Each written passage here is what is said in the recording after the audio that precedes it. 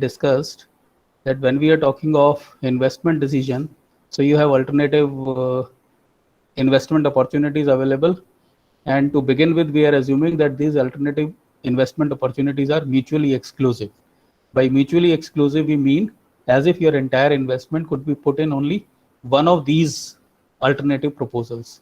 So if you choose one, others are excluded in the process, and in that sense, it is a mutually exclusive uh, investment opportunities. And then you have various techniques of evaluating. So we briefly we talked about the techniques which fall into two broad categories, which we call as traditional and non discounting techniques.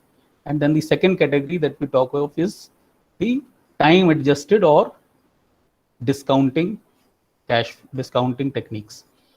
So when you are, so we have discussed the first two, that in the category of traditional techniques or non-time discounting techniques, and we are moving on to discussing time adjusted. Now, it is at this point I feel that it is very important that we understand the time value of money.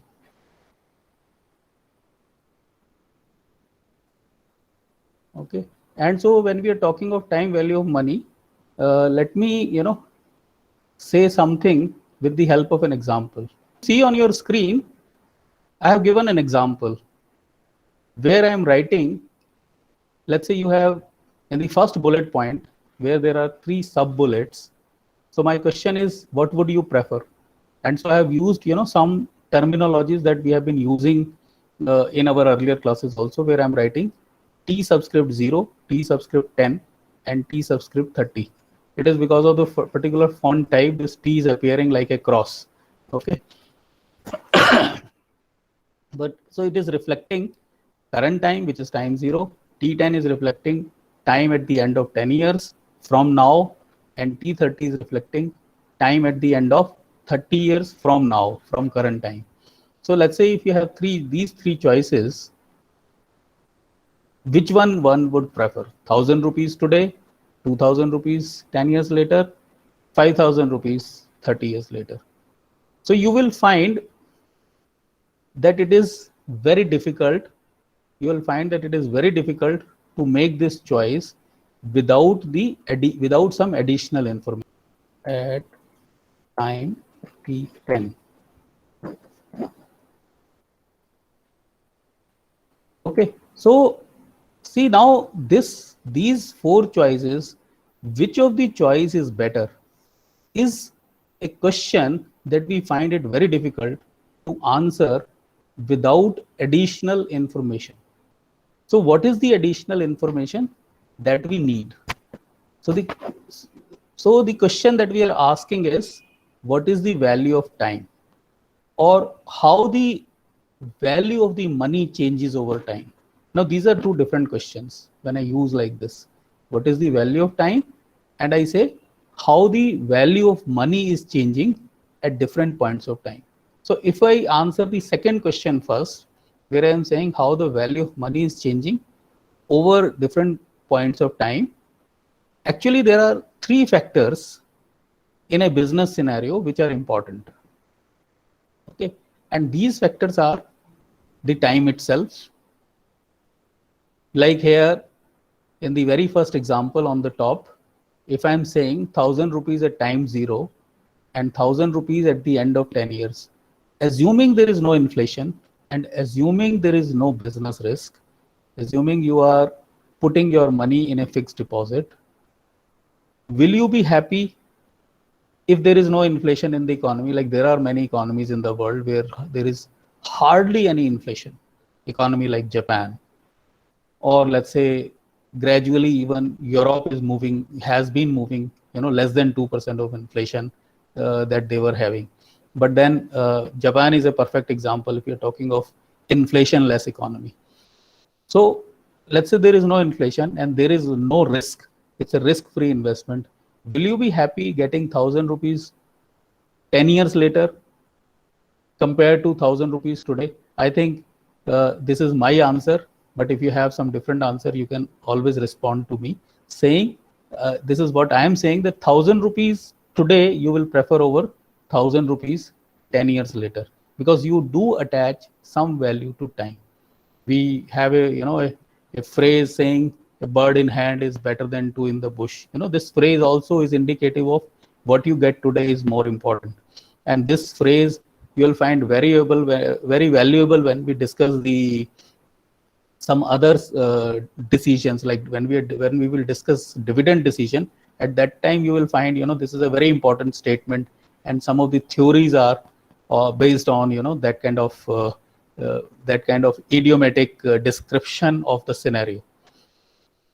So if that be the case, moving on to, let's say, the next slide. So time value of money, maybe we express in terms of some interest rate, and we know that interest rate could be simple and compound. So simple interest, and this is something which I'm moving faster, because you will find there are not this is something that you have been doing in earlier classes also. So it is just to bring completion to the topic that I have written here. So this is how you calculate your simple interest. And future values and present values, if it is based on simple interest, would be expressed like this, right? You will add the interest component into the future value, right? So let's say you have 1,000 rupees today and interest is 10%. So 1 year down the line, it will become 1,100. 2 years down the line, it will become 1,200. So that is how you will be, taking the future value. And likewise, you can convert the future value into present value in the context of simple interest. But if we are not talking of simple interest and we are talking of compound interest, so that means after the end of first year, whatever interest you have earned, that component will also start earning interest. Now here there is an important question as to why we are talking of year. Why are we not talking of a frequency which is different from a year? Why not 6 months? Why not 2 years? Why not quarterly? Why not weekly? So there is a definite reason why we are talking of the annual component, because we are talking of business operations, and the practice of business operations is to look at the profit of the business on an annual basis through financial statements. It's not that you don't look at the profits for a higher frequency. Like you do get information which is quarterly results and half yearly results, but these results are unaudited results, and therefore the reliability is somewhat questionable. Because the reliability is somewhat questionable, we continue to have the authenticated guidance from the annual data, and it is in that sense we are talking of compounding.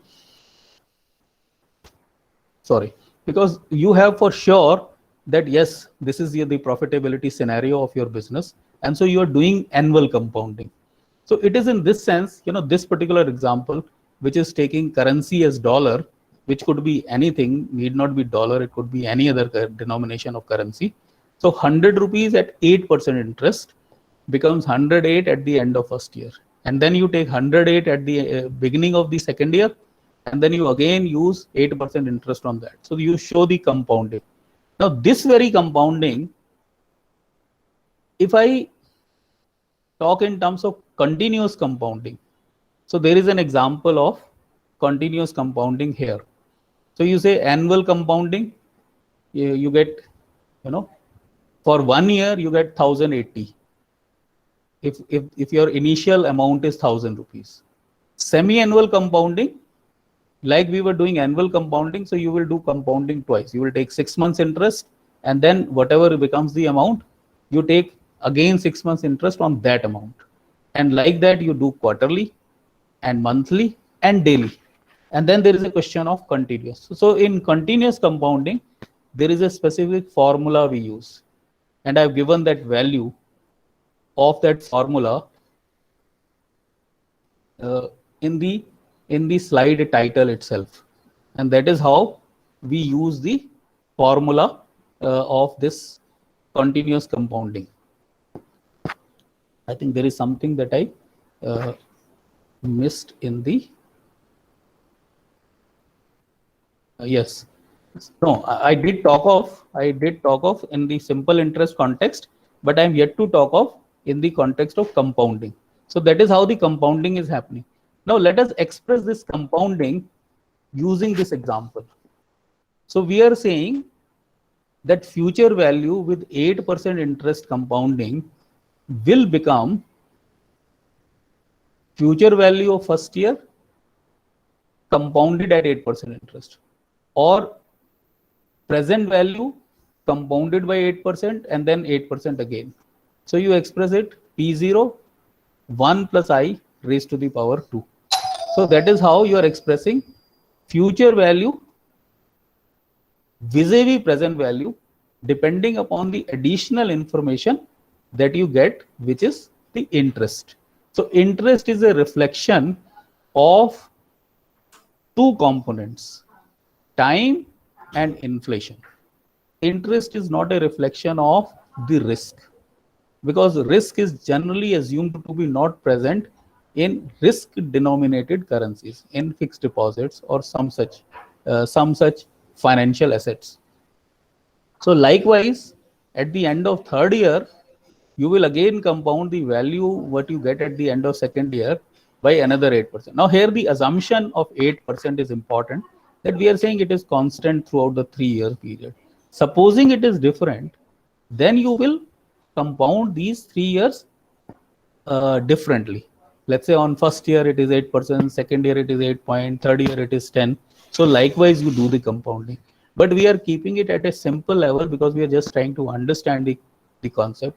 So the future value is expressed in terms of the current value compounded n number of times, and n reflects the time period, and we are taking annual time period. So supposing the value of n is 6, that means future value at the end of 6 years given the present value and given the rate of interest. So we will be doing compound. Now this itself, this expression, we can express it differently. The figure which is there in the bracket with raised to the power n, I have expressed it as FVIF, and there are two subscripts, I and n. So this is future value interest factor, given interest, given time. Okay. So this interest is something which is reflecting the time adjustment, and n is the time period over which we are looking at the project. So let's say your project has a life of 10 years.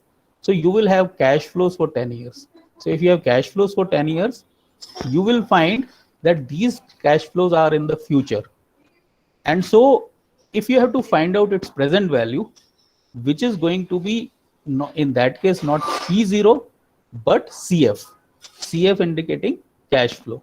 So CF0 would mean the cash flow which is happening at the end of first year, second year, third year, fourth year. If it is expressed in terms of current value, what it will be, right? So that's how. So look at this table. This table is nothing but a compounding table. Okay, you are expressing the compounding process given the interest rate. So 1 rupee, if the interest rate is 1%, at the end of 1 year will become 1 rupee 1 paisa, and like that at the end of 2 year, 3 year, 4 year, there are different values given. Now this understanding of this table is very important.